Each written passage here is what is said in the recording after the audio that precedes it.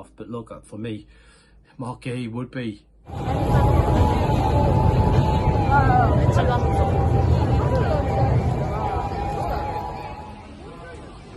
So Newcastle United closing in on their 4th signing of the summer in William Osula. It's been a deal that's been a bit of a whirlwind really in the last 24 hours. Newcastle having talks, and those talks we understand are now progressing well, and Newcastle United closing in on the acquisition of a 3rd forward, someone who's going to add in competition for Alexander Isak, which is much needed, and obviously Callum Wilson, who's struggling with injuries already this season. So they knew that they needed more cover, and realistically now this is a deal that Eddie Howe will want done, and he'll want it done quickly. We did touch on it last night, saying there was something close, there was something in the pipeline. You could just sense with Eddie Howe that there was more going on than was being suggested in press conferences, and so approved. And this deal with Sheffield United, and if and when it gets done, Newcastle will then move on to other positions. We know that they wanted a winger and a striker. Well, Osula can play in both positions, so maybe they might have ticked 2 boxes there with one signing. And then the next position they'll be looking at is going to be centre back. Obviously Newcastle have had issues there. Joe Linton ended up playing centre back there the other night, and now for Newcastle they're just looking to make sure they've got enough cover for that first half of the season. I think the time here has been probably a bit intense between training sessions and games, because ultimately Eddie Howe knows business needs to be done. There's no excuses in terms of the timeline, because Paul Mitchell is here, the whole scouting team is here, they've got all the data they need. So that's what Newcastle will now try to look at, and hopefully they can get more deals done and be ready in good time for the start of the season.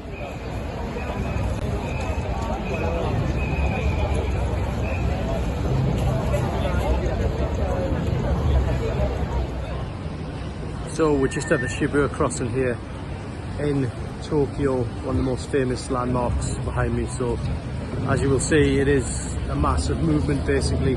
Up to 2,000 people crossing the road here every few minutes, and that's no word of a lie, it's absolutely crazy. And yeah, you need to have a little bit of pace about you to try and keep up with it all, which is always a challenge.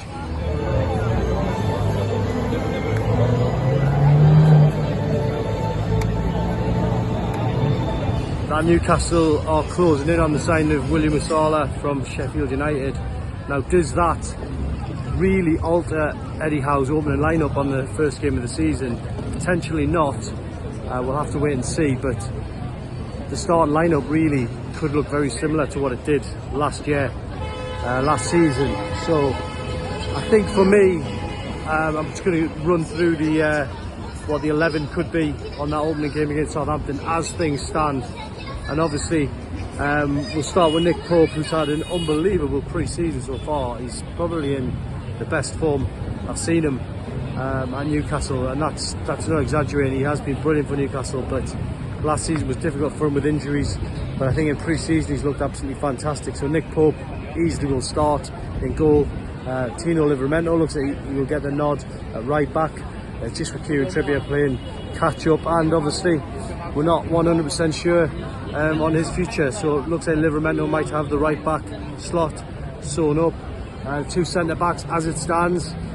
We haven't seen Fabian Schär yet, but I'm pretty sure he slots back in on the right hand side, and then it'll be Dan Burn to the left of him, who's played pretty much every minute in pre-season so far. So he's been captaining the team as well, so huge season for him as well. Now at left back, Lewis Hall's trying to make that position his very own, so that could be the 2 fullbacks, Hall and Livramento, Burn and Schär in the middle. Then midfield, this is where it starts to get really tasty.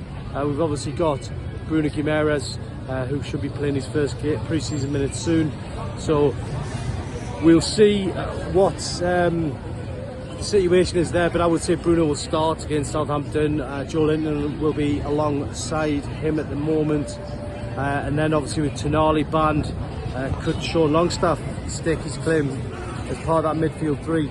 Is this his opportunity? But then you've got Joe Willock as well, who had an unbelievable performance the other night in the 45 minutes he played, so he's looked very good as well. So it's probably a very tight call between Willock and Longstaff, but when Tonori comes back it complicates it even more.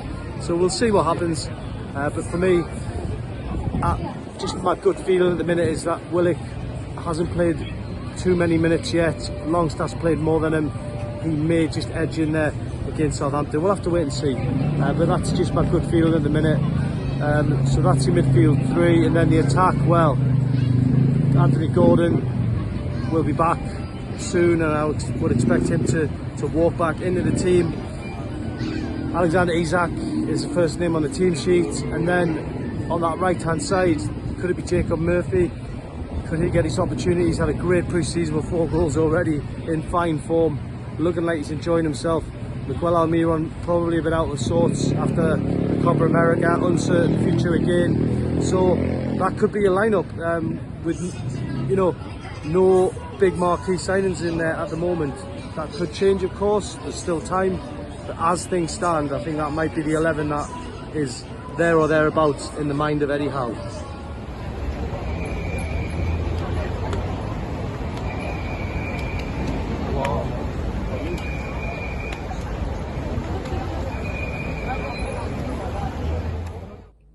So Newcastle United now in negotiations to sign Marc Guehi from Crystal Palace.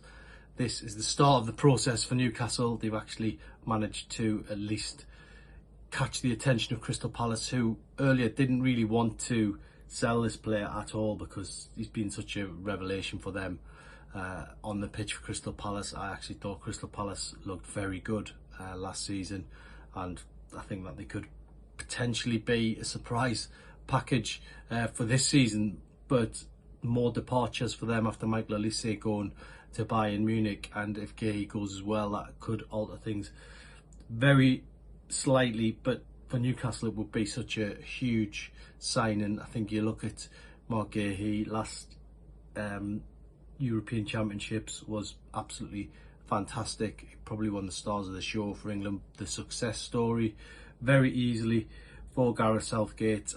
Had a fantastic tournament, came so close to scoring a dramatic equaliser in the final in Berlin. So if Newcastle could get him, then they'd be signing one of the stars of the summer. Right-sided defender, so Fabian Schär would have a big competitor for that shirt. I mean, whether Schär would move to the left of the centre of defence, would have to wait and see, but certainly it would give Newcastle it would take them to another level defensively. That's the top and bottom of it, and it would, you know, turn them from a team, you know, pushing for the lower end of the European places at 6th and 7th to probably a top 4 outfit if everyone's fit and firing, and you had Guéhi at the back. I think it would be a game changer for Newcastle United. I really do. The price tag is the sticking point. £65 million is what Liverpool have been quoted for his services. But I think ultimately Newcastle, you know, they've got a limited pot of money to spend this summer, and that would probably be most of the proceeds would go on Marc Guehi. Basically, it's as simple as that. And as I said, the Liverpool interest is there from the past, so that shows you the calibre of what he is in terms of a player. And ultimately, Eddie Howe, it's a strange one, because it was only 2 or 3 days ago he was saying that he does not expect a blockbuster signing through the door this summer. We asked him about Alan Shearer, the anniversary of Alan Shearer signing that world record fee. 65 million would be a club record fee for Newcastle. It would take him past Alexander Isak, and it would be a fantastic move for Newcastle. But look, for Eddie Howe, he's been pushing and pushing, and they've always said if the right player comes along and they think they can get him, then obviously, you know, there's going to be an opportunity because there is back in there. Now, while there may not be the PSR sort of situation, the funds, they can't go too crazy with money. it doesn't mean that they can't move things around, and perhaps that's what they've looked at. There could be some adjustments, but yeah, just days after Eddie Howe saying no blockbuster, quite funny really, especially if it comes off. But look, for me, Marc Guehi would be a blockbuster signing. You know, you sign him one of the stars from the summer, and it would just help Newcastle United move on from those defensive woes. I think that's what the problem was last season. They didn't have that steely resilience that they've showed in the previous season when they got to the Champions League. There was a little bit of naivety at the back. Well, this would change everything really, wouldn't it, if it could come off? So let's hope this one does come off, and we're going to be celebrating it, a big sign in the next few days. And the other big thing you've got to go back to this summer is when Anthony Gordon said that Marc Guehi would be his dream signing for Newcastle United. If you could pick any teammate, it would be Marc Guehi. Well, they are both from the same agency, so that he may have known something that we didn't at that point. That was much earlier in the summer. So what a sign it would be. I mean, talk about laying down the ambition to other members of the squad. Well, that's exactly what this does, because it means that, you know, the players who, you know, may have an eye on the future, you know, looking at potentially Champions League clubs, Newcastle basically throw the gauntlet down and say, look, we're ambitious too, we want to get into the Champions League. A player like Marc Guehi would definitely enable them to do that. So yeah, it would be a great signing. I'm very impressed by the ambition Newcastle have shown on this one. I think any doubts that people had about the relationship between Paul Mitchell and Eddie Howe, you know, maybe that's all sorted now. I did ask Eddie Howe that the other night, and he said he didn't want to talk about it. But I think for Newcastle fans, it does feel like, certainly if these two signings come off in the next few days, it does feel like, you know, crisis. What crisis? Because after the Germany trip, I think, you know, it was explosive what Eddie Howe said, and you know, a lot was made of it, and I can see why, because nothing was shut down, it was all left open. But look, that's behind where Eddie Howe's mood has been very different on this trip. He's looked more composed. He's certainly kept his cards close to his chest. He always said that he'll be pretty much not the last to know, but he's the last person in the process to kind of make decisions. But ultimately, I think Marc Guehi would want to get in front of. He would want to get in front of Eddie Howe and speak about, you know, all the ambitions Newcastle have got. And Eddie Howe is very influential, so it's one of them where he's going to get a player that, you know, he desperately wants. But the fee has to be sorted. £65 million would be great if they could do it.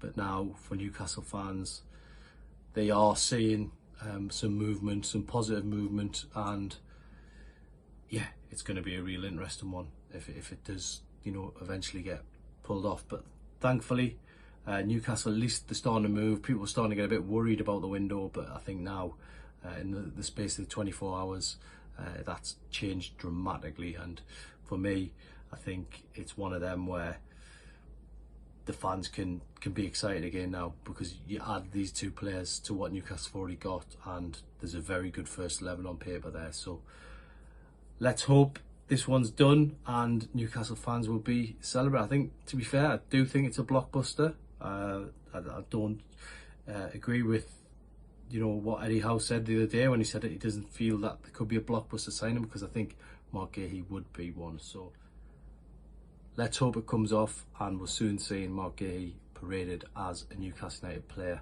We all love to see those unveiling shots on the pitch at Newcastle United, and that would be a pretty spectacular one. So let's hope that happens soon.